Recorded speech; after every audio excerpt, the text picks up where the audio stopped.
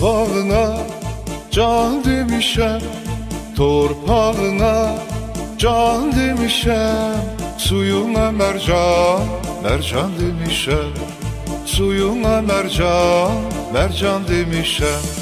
Canımı kurban, kurban demişəm. Canımı kurban, kurban demişəm. Ay gözüm canım, Azerbaycanım. Ay gözüm canım, Azerbaycanım. Can can can Azerbaycan. Can can can Azerbaycan.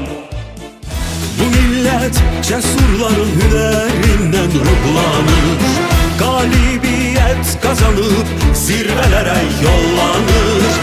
Karabağ seferiyle şanlı bir Azərbaycan vətəndaşına Zəfər günü münasibətilə bir daha ürəkdən təbrik edirəm. Arzu edirəm ki, zəfər ruhu hər birimizin ruhunda əbədi yaşasın. Zəfərimiz mübarək olsun. Bizim Cəbrayıl bizimdir, Zəngilan bizimdir, Qubadlı bizimdir, Ağdam bizimdir, Laçin bizimdir, Kəlbəcər bizimdir, Şuşa bizimdir, Qarabağ bizimdir, Qarabağ Azərbaycan.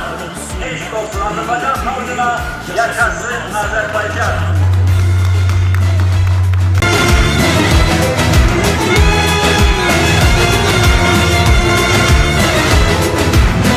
yurdumuz öz xilaskar oğluna arxalandı. Bayrağımız hər qalandı. Bu xalqın qəlbi, ruhu, canı Azərbaycandır. Eşq olsun igidlərə, yaşasın Azərbaycan. Var olsun mərd millətim, yaşasın Azərbaycan.